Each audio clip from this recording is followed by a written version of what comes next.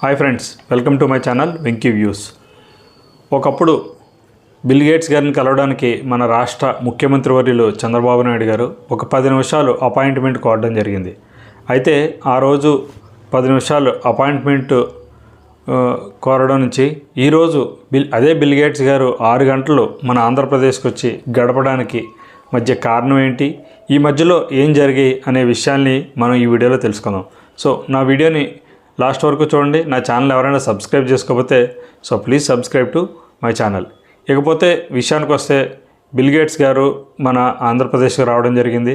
సుదీర్ఘంగా ఒక 6 గంటల పాటు ఆంధ్రప్రదేశ్ రాజధాని అమరావతి ప్రాంతంలో తిరగడం జరిగింది. అక్కడ విశేషాలని ఏం జరుగుతున్నాయని తెలుసుకోవడం జరిగింది. అయితే దీని వెనక ఒక కథ అయితే ఉందండి. మీ అందరికీ తెలిసినట్టుగానే ఒకానొకప్పుడు 90 దశకాల్లో మన ముఖ్యమంత్రి వర్యులు నారా చంద్రబాబు నాయుడు గారు సియాటిల్ వెళ్ళడం జరిగింది. అక్కడ ఒక 10 నిమిషాలు ఆయన అపాయింట్మెంట్ కోరడం జరిగింది. అయితే రాజకీయ నాయకులతో నాకేంటి పని అని చెప్పి తిరస్కరించడం జరిగింది అదే బిల్ గేట్స్ గారు.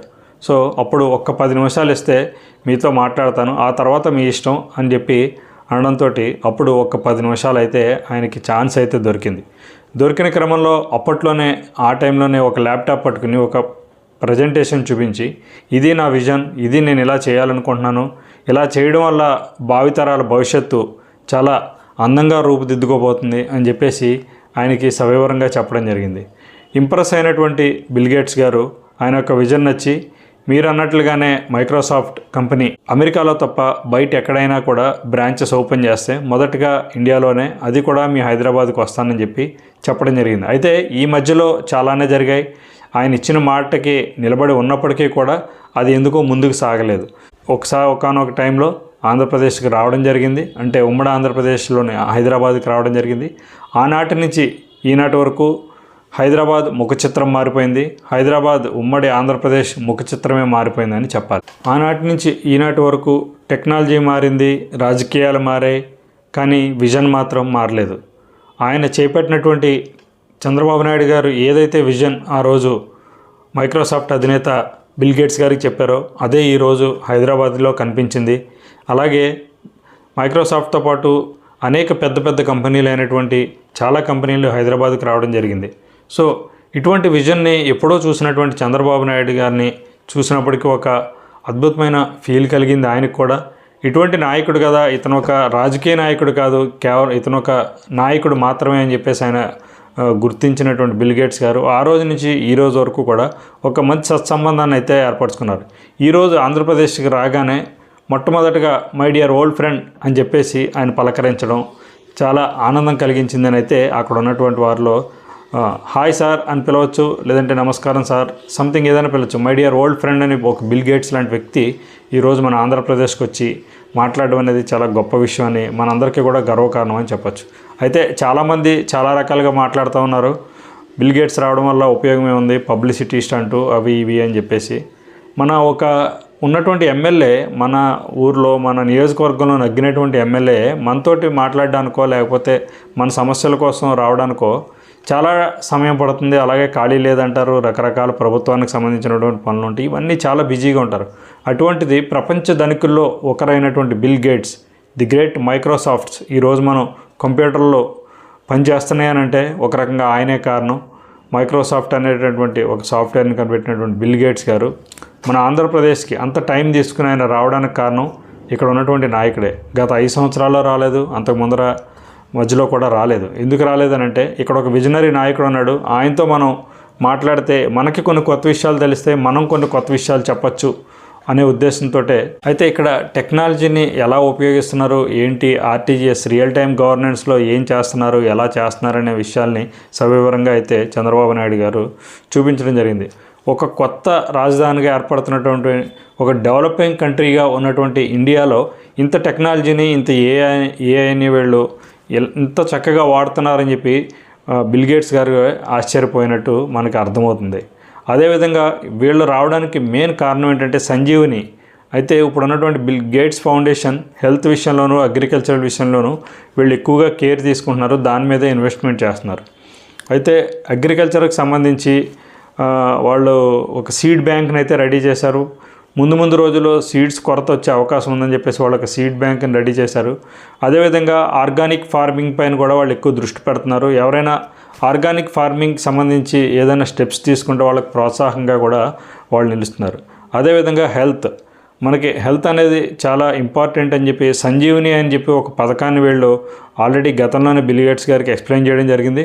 సో దాన్ని పైలట్ ప్రాజెక్ట్ కింద చిత్తూరు జిల్లాలోని కుప్పం నుంచి అయితే స్టార్ట్ చేశారు. అయితే ఏంటి సంజీవని ప్రాజెక్ట్, ఎందుకు అంత ఇంపార్టెన్స్ ఉంది దీనికి అని అంటే, ఇప్పుడు మనం ఎక్కడైనా ఎవరి దగ్గరికైనా వెళ్ళాలి, డాక్టర్ దగ్గరికి వెళ్ళాలంటే అక్కడ ఓపీలోకి వెళ్ళాలి. ఓపీలో మనం ఒక చీటీ తీసుకుని మన నెంబర్ వచ్చే వరకు వెయిట్ చేయాలి. ఇవన్నీ చాలా రకాలు ఉంటాయి. మన హిస్టరీ తెలియదు ఏంటనేది. ఒకవేళ కొత్త డాక్టర్ దగ్గరికి వెళ్తే మన హిస్టరీ తెలియదు. సో ఇవన్నీ సులభతరం చేస్తూ వాట్సాప్ గవర్నెన్స్లో ఏదైతే మనం తీసుకొచ్చారో అనేకమైనటువంటి గవర్నమెంట్ సేవలు మనం వాట్సాప్లోనే ఎలా చేసుకోవచ్చో, అదేవిధంగా పిహెచ్సిల ద్వారా అలాగే సచివాలయాల ద్వారా గ్రామ పంచాయతీల ద్వారా కూడా ఈ సేవలను అయితే వినియోగించుకోవచ్చు. మనకి ఏదైనా హెల్త్ ప్రాబ్లం ఉన్నప్పుడు మనం లాగిన్ అయినప్పుడు అక్కడికి వెళ్ళి సచివాలయానికి వెళ్ళినప్పుడు మనకి వాళ్ళు హెల్ప్ అయితే చేస్తారు. తెలిసిన వాళ్ళు మనం నార్మల్గానే మొబైల్ లేదా కంప్యూటర్ తోటి అయితే చేసుకోవచ్చు. ఎప్పుడైతే మనం లాగిన్ అవుతామో మన సమస్యను ఎక్కడ మనం పెడతామో దానికి సంబంధించినటువంటి డాక్టర్ మనకి వీడియో కాల్లోకి రావడం జరుగుతుంది. ఎప్పుడైతే వీడియో కాల్లోకి వచ్చారో వాళ్ళ యొక్క మన సమస్యని మ్యాక్సిమం ఫస్ట్ ఎయిడ్ అని అనుకోవాలి. మనకు సంబంధించిన సమస్యను వాళ్ళంతా నోట్ చేసుకుంటారు. ఒక హిస్టరీని క్రియేట్ చేస్తారు మనకు సంబంధించినటువంటిది. దానికి సంబంధించినటువంటి ప్రిస్క్రిప్షన్ ఏదైతే మెడిసిన్స్ తీసుకోవాలో వాటిని కూడా మనకి ఆన్లైన్ త్రూనే పంపించడం జరుగుతుంది. అయితే ఇక్కడ మనకి టైం సేవ్ అవుతుంది, మనీ సేవ్ అవుతుంది. చాలా రకాలుగా వెళ్ళలేని వాళ్ళు ఎవరైతే ఉంటారో వాళ్ళందరూ కూడా ఈ అవకాశాన్ని ఉపయోగించుకోవచ్చు. సో గేట్స్ ఫౌండేషన్ ఎందుకు ఎంత శ్రద్ధ చూపిస్తుందనంటే, ఇప్పుడు ప్రస్తుతం ఉన్న పరిస్థితుల్లో మనం తింటున్న తిండిలో చాలా కలుషితమైన చాలా ఫెర్టిలైజర్స్ ఇవన్నీ మిక్స్ అవుతున్నాయి. కాబట్టి హెల్త్ అనేది చాలా ఇంపార్టెంట్ అని చెప్పి భావించారు. సో అదే కాకుండా గవర్నమెంట్ తరపు నుంచి వీళ్ళు ఒక క్లౌడ్ని అయితే రెడీ చేస్తారండి. ఏంటి సంజీవనిలో మెయిన్ పార్ట్ ఏంటంటే, ప్రతి ఒక్కళ్ళే హెల్త్ చెకప్స్ చేస్తారు. 40 రకాలైనటువంటి టెస్టులు, జనరల్గా వచ్చేటటువంటి కాంప్లికేషన్స్ ఏవైతే ఉంటాయో బీపీ కానీ షుగర్ కానీ రెగ్యులర్గా ఈ కాంప్లికేషన్స్ వల్ల వేరే దానికి దారితీసే అవకాశాలు ఉంటాయి. కాబట్టి లేదా ఈ కాంప్లికేషన్స్ని బట్టి మనకి ప్రిస్క్రిప్షన్ ఏదైతే డయాగ్నోస్ చేసేయడానికి అవకాశం ఉంటుంది. కాబట్టి మన యొక్క 40 రకాలైనటువంటి టెస్టులు అయితే వీళ్ళు చేస్తారు. ఈ అన్నిటిని కూడా ఆ టెస్టుల్లో ఎలా ఉన్నాయి ఏంటి అనేది ఆన్లైన్లో అప్లోడ్ చేస్తారు. ఏఐ త్రూ మనం ఎప్పుడు ఏ భోజనం చేయాలి, అయితే మనకు ఉన్నటువంటి సమస్యకి ఎటువంటి ఫుడ్ తీసుకోవాలి, ఇవన్నీ కూడా ఏఐ త్రూ అయితే వీళ్ళు ఇంటిగ్రేట్ చేస్తారు. బ్లాక్ చైన్ టెక్నాలజీని కూడా ఇందులో తీసుకురావడం జరుగుతుంది. సో మ్యాక్సిమం అడ్వాన్స్డ్ టెక్నాలజీని వాడుతూ మనకు ఉన్నటువంటి ప్రాబ్లమ్స్లో మనం ఎటువంటి ఫుడ్ తింటే ఎలా ఉంటుంది, లేదంటే ఎప్పుడెప్పుడు డైలీ చెకప్స్కి ఎప్పుడు వెళ్ళాలి, ఏ డాక్టర్ని కన్సల్ట్ చేయాలి, ఇవన్నీ కూడా మన చేతిలోనే ఉంటాయి. ప్రతిదీ కూడా మనం ఒక క్లిక్ చేయడంతో మనకు అన్ని రకాలైనటువంటి విషయాలు తెలుస్తాయి.